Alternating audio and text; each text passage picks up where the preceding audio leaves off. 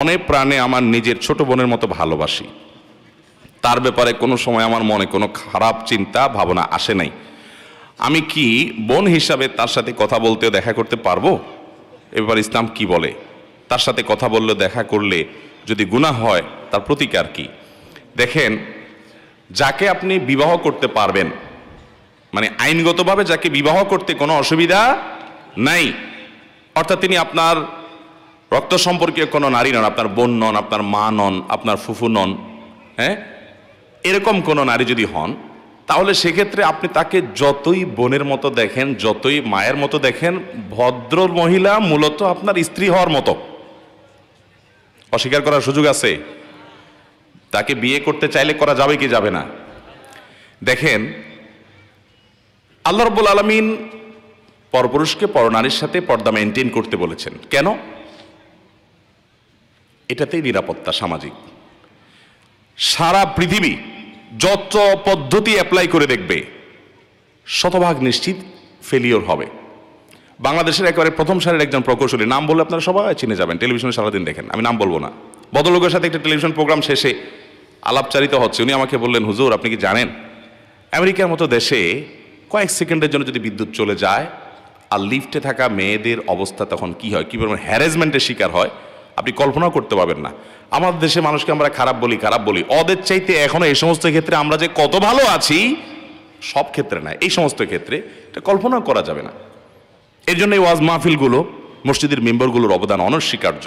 আমাদের প্রশাসন, আমাদের পুলিশ বাহিনী, আমাদের বিভিন্ন সেক্টর থেকে, আইন আদালত, বিচারালয়, বিভিন্ন জায়গা থেকে যে অপরাধ প্রবণতা কমিয়ে আনার জন্য নানামুখী প্রচেষ্টা আছে, এর মধ্যে অনেক বড় অবদান হলো দেশে ওলামা একরামের, মানুষকে নীতি এবং আদর্শের উপরে অবিচল করবার জন্য। আমার কাছে শত শত মানুষ এসে নিজের হিস্ট্রি বলে, ভাই আমি এই অন্যায়টা ছেড়ে দিয়েছি শুধুমাত্র আল্লাহর ভয়। আপনারা কয়দিন আগে দেখেছেন না, পত্রিকা বেশ ফলাও করে প্রকাশ হয়েছে, এক ভদ্রলোক, অনেক বয়স্ক, উনি রেলের কর্মকর্তা বা কর্মচারী ছিলেন, সারা জীবন অনেক রেলের ভ্রমণ করেছেন ফাঁকি যুগে দিয়ে।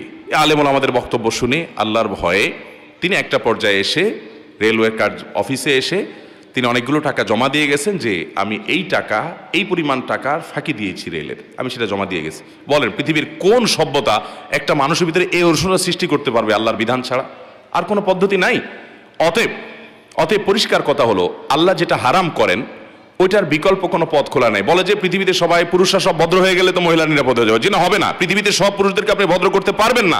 ইউরোপ আমেরিকাতে হয় না, ওরা আমাদের চেয়ে অনেক শিক্ষিত, অনেক উন্নত, অনেক এগিয়ে আছে, কিন্তু তারা ভদ্র হতে পারে না। সবাই তাদের দেশে সর্বত্র নারী নিগ্রহের শিকার হচ্ছে, পাশবিক এবং যৌন নির্যাতন নিপীড়নের শিকার হচ্ছে, রক্ষার উপায় নাই। অতএব পর্দার বিধান এটা না মানলে আপনি পরিপূর্ণভাবে, হ্যাঁ সাময়িক কোনো ক্ষেত্রে সলভ হতে পারে, পরিপূর্ণ সমস্যার সমাধান হবে না।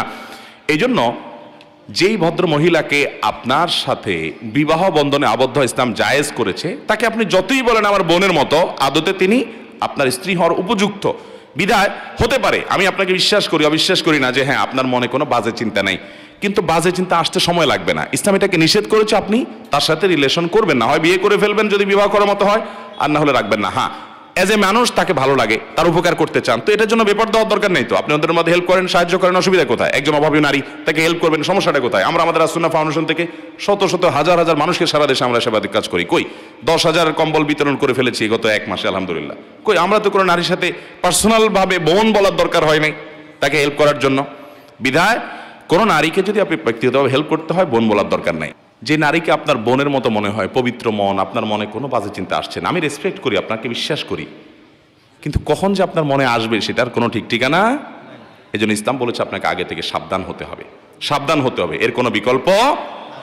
অনেকে বোন পাতে, ধর্মের ভাই, ধর্মের বোন, ধর্মের বাপ, এরপরে পত্রিকা নিউজ হয় এই ধর্মের বোন নিয়ে পালায় চলে গেছে, হয় কি হয় না বলেন?